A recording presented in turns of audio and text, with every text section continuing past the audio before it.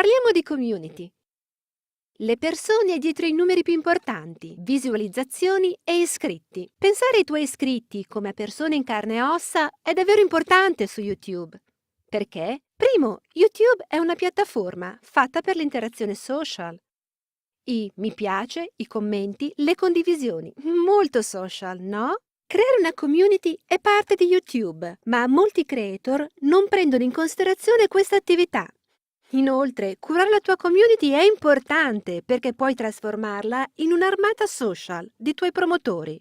Se piace la tua community, o meglio, se ti amano, lo grideranno a tutti ad alta voce e diranno agli amici di seguirti. Poi, una community fiorente è un utile indicatore del tuo successo. Se gli spettatori ritornano spesso e iniziano a sentirsi legati al tuo canale, ti daranno feedback molto preziosi su quello che fai e su cosa piace o non piace a loro. Infine, devi pensare a sviluppare la tua community, perché, la community esisterà con o senza di te e vorrai assicurarti di farne parte da protagonista. Ora parliamo di cosa sia la community, di YouTube e di come puoi connetterti ad essa. Per i nostri principi ci siamo ispirati al primal branding di Patrick Hamlon. Come detto, le community esistono in ogni caso, perché è nella natura umana. In Primal Branding l'autore spiega che ciò è legato al desiderio di appartenere, di trovare persone simili che possono unire le loro forze per una causa, e i pubblicitari hanno sfruttato questo bisogno di appartenenza per anni e hanno imparato a usare semplici trucchi per rendere popolare un brand. Il bello è che ritroviamo questi principi nei migliori canali YouTube.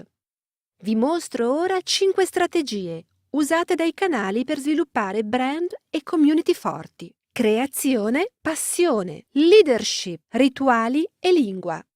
Creazione del canale. La storia del canale fa presa. È la tua storia. Le esperienze di vita che hanno contribuito a portarti dove sei e a farti cominciare su YouTube. Che significa creare un canale YouTube?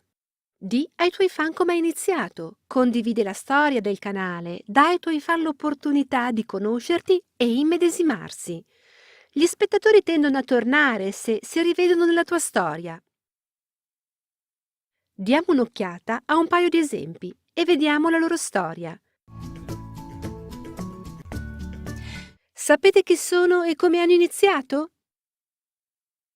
Oggi sappiamo che hanno una base di fan tra le più fedeli al mondo. E questo YouTuber? Lo conoscete? Sì, Shay Carl è uno dei più famosi blogger di YouTube. Ha iniziato con un videoblog sulla sua vita in famiglia, ma poi ha deciso di rivelare ai fan un problema personale, il desiderio di perdere peso, per stare dietro ai suoi bambini. I suoi spettatori si sono sentiti così vicino a lui che si sono iscritti per seguirlo nel suo intento di perdere peso. Oggi, nei suoi vari canali, ha uno dei pubblici più fedeli di YouTube. Pensa a come migliorare la storia del canale e a come renderla più vicina agli spettatori. Parla dei tuoi umili inizi, come è nato il tuo canale. Pensaci e scrivi un commento qui sotto. Abbiamo parlato di quanto sia importante avere una forte personalità, degli interessi e una storia da condividere con gli altri. Se vuoi una community solida, pensa ai desideri e ai sentimenti degli spettatori. Uno degli aspetti più importanti dello sviluppo di una community più sostenibile è assicurarsi che il pubblico abbia qualcosa in cui credere, ossia una passione. Fa sì che i tuoi fan abbiano uno scopo e non si limitino a guardare un video mandato da amici. Quando pensi a ciò che ti ispira, cerca di definire anche te stesso. Questa community serve come ritrovo dei fan del burrito? O a comunicare che la danza è vita? Beh, per D-Studio lo è. Guardiamo il primissimo video caricato sul loro canale YouTube.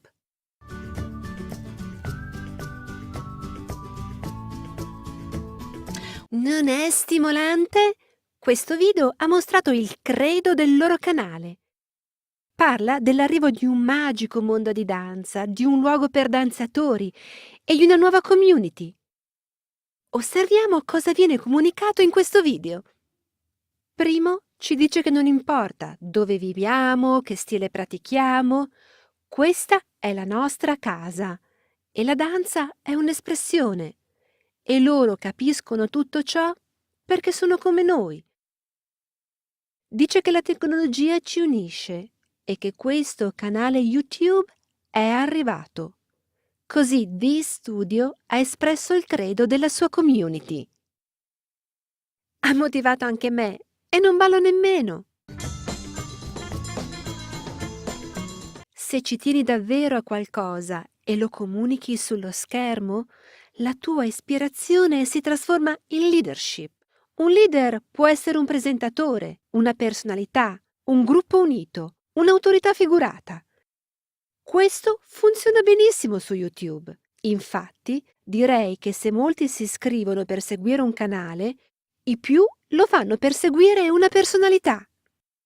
Quindi, trova un modo per mostrare autorevolezza o leadership sul canale. Per il canale divulgativo Visas, Michael Stevens ne è il conduttore e leader, ma quando ha creato anche Visas 2 e 3, per rendere omogenea la leadership, i nuovi conduttori ne hanno imitato il ritmo e l'atteggiamento, con una formula di presentazione standard, nota agli spettatori. In questo modo, Kevin, Jake e Michael hanno creato il brand Visas. Sai cos'altro piace alla community? I rituali, gli elementi ripetitivi, che possono ritornare in ogni video, qualcosa che i tuoi fan si aspettano e attendono di volta in volta. Diamo un'occhiata a Jenna Marbles. Jenna carica un video ogni mercoledì e parla sempre di varie cose, di solito in un'invettiva, ma il rituale lo mette in opera alla fine del video, indipendentemente dal soggetto. Va sempre nella sua camera e parla con i suoi cani, con una vicina simpatica. È molto personale e anche se quasi sempre non c'entra con l'argomento del video, la gente aspetta quel momento. I fan adorano questo rituale e a lei costa pochissimo. Riconosci altri rituali ideati da YouTuber che ami? Per finire, parliamo del linguaggio. Essere colloquiale è uno dei tipici tratti di YouTube. Ma per molti dei migliori creator, essere colloquiali non basta. Loro hanno qualcosa in più, sviluppano un linguaggio insieme al pubblico nel tempo, dei termini o un gergo che li legano agli spettatori. Guarda le parole sullo schermo.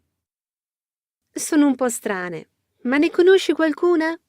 Dong, Muscle Glasses, Romo Bomb oppure Baby Tard? Sono davvero strane e dal significato sfuggente, ma se ne conosci qualcuna, probabilmente fai parte di qualche community speciale. Conosci queste parole? Scrivi il significato nei commenti. Riassumiamo. 1. La storia del canale. Fai in modo che i tuoi fan provino empatia. 2. Qual è la tua passione? In cosa credono i tuoi fan? Cosa li porta sul tuo canale? 3. Sfrutta la tua passione per dare autorità al canale. Chi è il leader? 4. Tocco finale. Aggiungi dei rituali ai tuoi video. Elementi unici che i fan si aspettano. 5. Falli sentire affiliati. Pensa a un gergo, a un linguaggio speciale che solo tu e i fan conoscete. Questi elementi possono aiutarti a creare la tua armata social di promotori.